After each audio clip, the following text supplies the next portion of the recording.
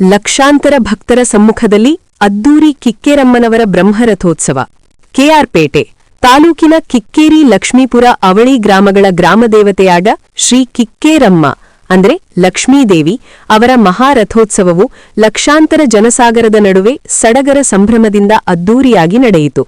ಲಕ್ಷ್ಮೀಪುರ ಹಾಗೂ ಕಿಕ್ಕೇರಿ ಗ್ರಾಮದ ಹಿರಿಯ ಮುಖಂಡರು ಶ್ರೀರಥದಲ್ಲಿ ಕೂರಿಸಿದ್ದ ದೇವಿಯ ಉತ್ಸವ ಮೂರ್ತಿಗೆ ಹಾಗೂ ರಥಕ್ಕೆ ಸಾಂಪ್ರದಾಯಿಕ ಪೂಜೆ ಸಲ್ಲಿಸಿ ರಥೋತ್ಸವಕ್ಕೆ ಚಾಲನೆ ನೀಡಿದರು. ಉಘೇ ಲಕ್ಷ್ಮೀದೇವಿ ಉಘೇ ಕಿಕ್ಕೇರಮ್ಮ ಎಂಬ ಜಯಘೋಷಗಳು ಮುಗಿಲು ಮುಟ್ಟಿದವು. ರಥದ ಕಳಸಕ್ಕೆ ಹಣ್ಣು ಜವನ ಸಮರ್ಪಿಸಿದ ಭಕ್ತರಲ್ಲಿ ಭಕ್ತಿಭಾವ ತುಂಬಿ ತುಳುಕಿತು. ತಾಲೂಕು ಪಂಚಾಯತ್ ಮಾಜಿ ಅಧ್ಯಕ್ಷ ಕಿಕ್ಕೇರಿ ಸುರೇಶ್ ಮಾತನಾಡಿ, ಜಾತ್ರೆ, ಉತ್ಸವ ಮತ್ತು ರಥೋತ್ಸವಗಳು ನಮ್ಮ ಸಂಸ್ಕೃತಿಯ ಪ್ರತಿಬಿಂಬವಾಗಿದ್ದು ಇವು ಜನರನ್ನು ಒಂದಾಗಿಸುವ ಶಕ್ತಿ ಹೊಂದಿವೆ ಎಂದರು. ಜಾತಿ, ಮತ, ಪಂಥ ಭೇದ ಮರೆತು ಎಲ್ಲರೂ ಒಂದಾಗಿ ರಥೋತ್ಸವದಲ್ಲಿ ಪಾಲ್ಗೊಳ್ಳುವ ಮೂಲಕ ಮಾನಸಿಕ ನೆಮ್ಮದಿ ಹಾಗೂ ಆತ್ಮಸಂತೋಷವನ್ನು ಅನುಭವಿಸಬಹುದು ಎಂದು ಹೇಳಿದರು. ಇಂದಿನ ಸ್ಪರ್ಧಾತ್ಮಕ ಜಗತ್ತಿನಲ್ಲಿಯೂ ರಥೋತ್ಸವಗಳಿಗಿರುವ ಮಹತ್ವವನ್ನು ಇಂದಿನ ಭಕ್ತರ ಸಮಾಗಮವೇ ಸಾರುತ್ತಿದೆ ಎಂದರು. ಈ ಸಂದರ್ಭದಲ್ಲಿ ಮಂಡ್ಯ ಜಿಲ್ಲಾ ಪಂಚಾಯಿತಿ ಮಾಜಿ ಉಪಾಧ್ಯಕ್ಷ ಕಿಕ್ಕೇರಿ ಪ್ರಭಾಕರ್, ಮಾಜಿ ಸದಸ್ಯರಾದ ಕೋಡಿ ಮಾರಣಹಳ್ಳಿ ದೇವರಾಜು, ಎಲ್ಕೆ ಮಂಜುನಾಥ್, ಕೊಡಗಹಳ್ಳಿ ವಿ ಮಂಜೇಗೌಡ, ಗ್ರಾಮ ಪಂಚಾಯಿತಿ ಅಧ್ಯಕ್ಷರಾದ L P Nanjappa, K V Arun Kumar, Sunitha Nandakumar, Chandregowda, K G Thammanna, Shri Kshetra Dharmasthala ಗ್ರಾಮಾಭಿವೃದ್ಧಿ ಯೋಜನೆಯ ಯೋಜನಾಧಿಕಾರಿ ಪ್ರಸಾದ್, ಜಿಲ್ಲಾ ನಿರ್ದೇಶಕ ಡಾ ಯೋಗೇಶ್, ಜನಜಾಗೃತಿ ವೇದಿಕೆಯ ಜಿಲ್ಲಾಧ್ಯಕ್ಷ ಮಲ್ಲಿಕಾರ್ಜುನ, ಖ್ಯಾತ ಸುಗಮ ಸಂಗೀತ ಗಾಯಕರಾದ ಡಾ ಕಿಕ್ಕೇರಿ ಕೃಷ್ಣಮೂರ್ತಿ ದಂಪತಿಗಳು, ಮಾಜಿ ಸಚಿವರಾದ ನಾರಾಯಣಗೌಡ ಅಭಿಮಾನಿ ಬಳಗದ ಸಂಚಾಲಕ ದಯಾನಂದ, ಮಂಡ್ಯ ನಗರಾಭಿವೃದ್ಧಿ ಪ್ರಾಧಿಕಾರದ ಮಾಜಿ ಅಧ್ಯಕ್ಷ ಕೆ ಶ್ರೀನಿವಾಸ್ ಸೇರಿದಂತೆ ಸಾವಿರಾರು ಭಕ್ತರು ಭಾಗವಹಿಸಿ ದೇವಿಯ ಕೃಪೆಗೆ ಪಾತ್ರರಾದರು. ರಥೋತ್ಸವವು ಭಕ್ತಿಯ ಜೊತೆಗೆ ಸಂಸ್ಕೃತಿ, ಐಕ್ಯತೆ ಮತ್ತು ಸಂಪ್ರದಾಯದ ಅದ್ಭುತ ಸಂಕೇತವಾಗಿ ಮತ್ತೊಮ್ಮೆ ಮೆರೆಯಿತು. ವರದಿ ಡಾ ಕೆಆರ್ ನೀಲಕಂಠ, ಕೃಷ್ಣರಾಜಪೇಟೆ, ಮಂಡ್ಯ.